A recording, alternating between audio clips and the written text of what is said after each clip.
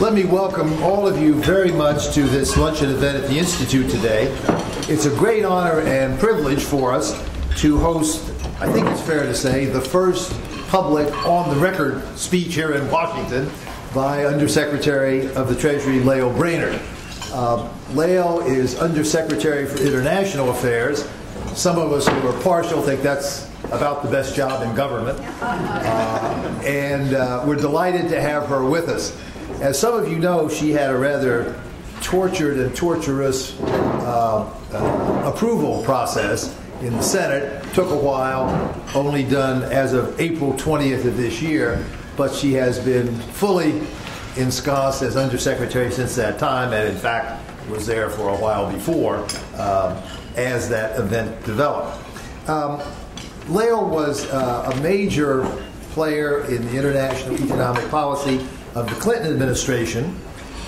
She was Deputy National Economic Advisor and Deputy Assistant to the President for international economics during the Clinton administration.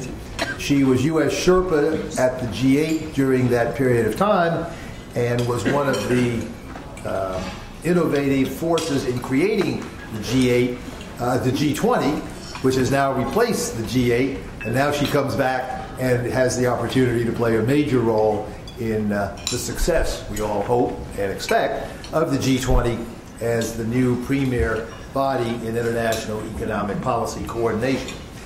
Between these two stints in government, Lael was at our Friends Across the Street at Brookings. She was Vice President and Founding Director of their Global Economy and Development Program. She held the Bernard Schwartz Chair in International Economics, and she directed the Brookings Initiative on Competitiveness. Her original professional work was in academic economics. She did her PhD at Harvard. She taught applied economics at the Sloan School of Management at MIT, worked at McKinsey for a while, and so had a very broad and diverse background before coming to Washington in the Clinton period, and fortunately having remained here since. She's going to talk to us primarily about the international dimension of the financial regulatory reform process, which is, of course, at the center both of our own domestic agenda in light of congressional passage of the legislation just last week. It's at the center of the G20 agenda, negotiations in the Financial Stability Board between now and the next G20 summit in Seoul in November. But she's also indicated she's willing to answer questions on pretty much the whole range of international economic topics that come within her ambit, which is a very wide range indeed. So, Lael, it's great to have you. We're delighted you can be with us. We look forward to hearing from you. Thanks a lot.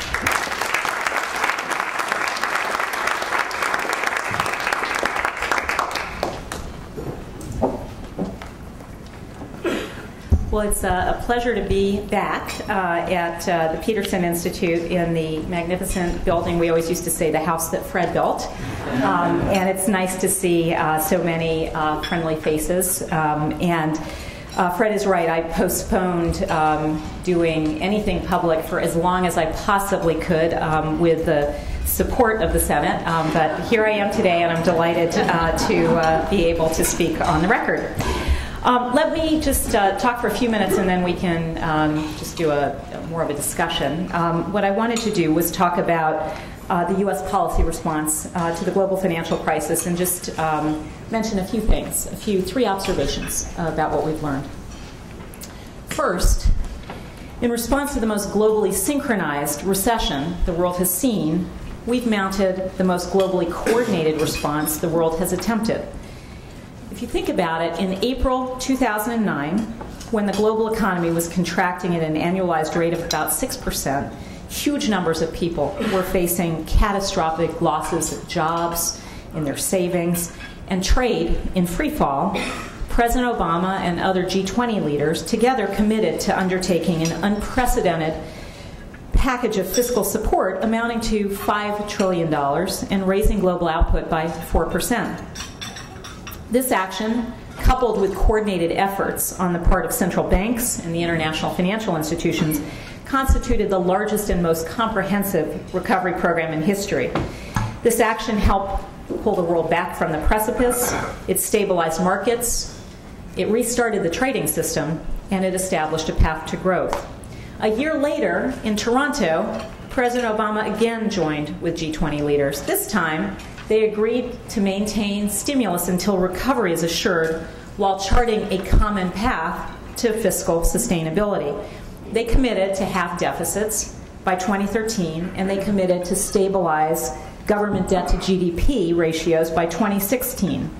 This provided financial markets with reassurance that all of the relevant governments would be undertaking credible medium-term commitments to consolidate fiscally, and it also provided the private sector with the support it needed to continue recovering and growing. Obviously, different countries are going to need to make different judgments about how steeply to pull back stimulus based on national circumstances as well as global conditions. And that provides ample talk of division and divergence. But think about it. Think back to past economic challenges and ask yourself, when in history have 20 major countries representing 85% of global GDP, emerging economies alongside advanced economies for the first time, joined hands and agreed to mount as significant a common response to a common challenge. The road ahead won't be easy, but we have forged a clear path. A second observation is that governments must move decisively and rapidly on financial repair and reform in the wake of financial crisis. The historic enactment of the Dodd-Frank Wall Street Reform and Consumer Protection Act lays the foundations for sounder and a more resilient financial system. It will be a system less prone to destabilizing bubbles and panics, and one that is more open to a stronger and more competitive real economy where investment flows to the most productive uses. The challenges before us now is to ensure that the world's standards are every bit as strong as America's standards. Financial firms, markets, and transactions are more interconnected than ever before, and the breadth and depth of these linkages require us to coordinate across borders if we are to protect America's economic and financial well-being. But while global convergence will be critical in areas such as capital and derivatives, our efforts in other areas may be better served by setting common principles to guide different approaches reflecting deeply rooted differences in national institutions and business models. If there's one thing that was clear from the financial crisis, it is that some financial firms were so large, leveraged, and interconnected that their failure posed a threat to overall stability. It revealed the profound inadequacies in the existing framework for constraining the risk of large interconnected firm and the inadequacies of our toolkit for managing their failure. So if you look at the financial reform agenda, that is why it is tackling head-on the moral hazard problem associated with firms that are perceived to be too big to fail. It will do so by increasing the incentives of those firms and their shareholders, their creditors, their counterparties to manage and discipline their risk-taking, and by reducing the threat they pose to the system. It will also do so by expanding the supervision of those firms to protecting the stability of the system as a whole, not just the solvency of individual firms. We're addressing this problem by setting new standards for capital and liquidity. More and higher capital has to be at the core of our efforts to ensure a more resilient financial system. And those new standards must be harmonized internationally to be effective domestically.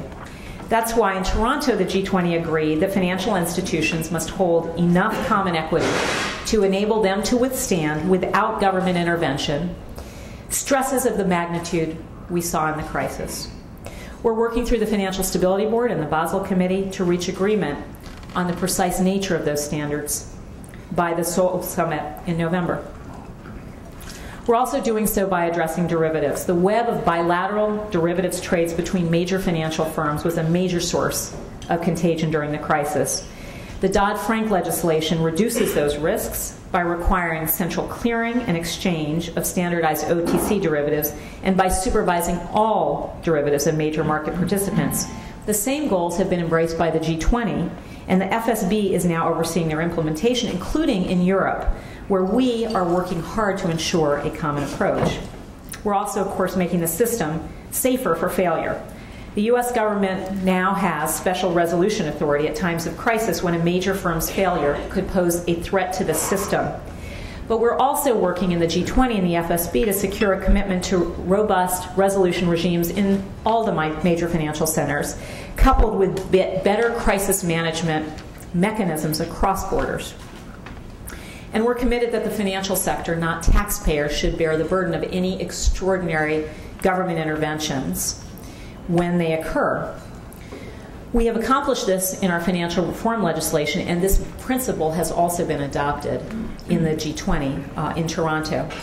Now again, the opponents here will tell you that these reforms will stifle growth, will harm our competitiveness.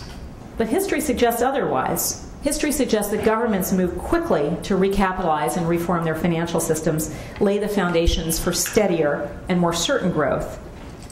Opponents would have us believe that these reforms will stifle competitiveness. But by addressing the weaknesses in our financial system, we're strengthening the competitiveness of our overall economy. And by securing global commitment to our reform agenda through the new G20 and FSB mechanisms, we're working to level the playing field and avoid regulatory arbitrage. By working to address the moral hazard associated with too big to fail and strengthening the market infrastructure to reduce contagion, we'll ensure that financial resources go to more productive uses, and those investments in turn will lay the foundations for growth into the future. And by doing this jointly with our trading partners, we'll ensure that we level the playing field up, not down. So the final observation I want to share is that financial markets really need clarity to function effectively.